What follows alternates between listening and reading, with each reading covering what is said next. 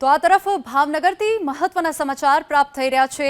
ભાવનગરમાં માધવ રત્ન building seal કરવાના કેસમાં વિવાદ સર્જાયો છે।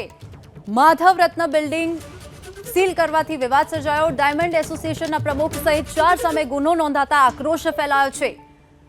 ભાવનગર બોટાદ ડાયમંડ હીરા ઉદ્યોગ ને બંધનું એલાન કરવામાં આવ્યું છે।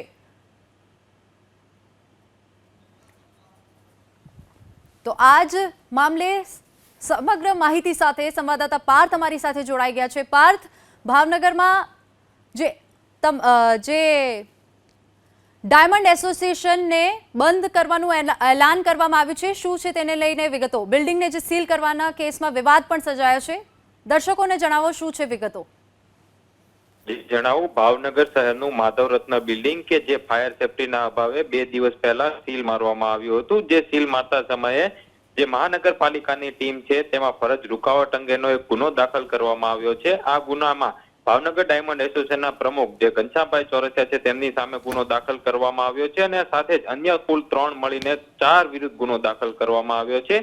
જે ડાયમંડ એસોસિએશનના પ્રમુખ છે તેમની કહેવું છે કે તેમની સામે જે ગુનો દાખલ કરવામાં આવ્યો છે તે તદ્દન ખોટો છે, માટે આ ગુનો છે તે પરત લેવામાં આવે તેવી માંગ કરવામાં આવી હતી। સમગ્ર મામલે જે ડાયમંડ એસોસિએશનનો જે પ્રમુખ છે તેના દ્વારા આજે રેલી સ્વરૂપે કલેક્ટર કચેરીએ રજૂઆત કરવામાં આવી હતી। ભાવનગરનું જે માધવ રત્ન બિલ્ડિંગ છે કે જે છેલ્લા 4 વર્ષથી ફાયર સેફટીનો અભાવ હતો, જેને લઈને મહાનગરપાલિકા દ્વારા અવારનવાર નોટિસ પણ આપવામાં આવી હતી, પરંતુ કોઈ કાર્યવાહી ન થતા આખરે મહાનગરપાલિકા દ્વારા આ જે બિલ્ડિંગ છે તેમને સીલ મારી દીધું હતું। માધવ રત્ન જે બિલ્ડિંગ આવેલું છે તેમાં કુલ 700 થી વધુ ઓફિસો આવેલી છે કે જે ફાયર સેફટીના અભાવે વગર ધમધમતું હતું અને આ જ મામલે મહાનગરપાલિકા દ્વારા કાર્યવાહી કરવામાં આવી હતી। તે દરમિયાન ફરજ રૂકાવટ અંગેનો ગુનો દાખલ થયો છે।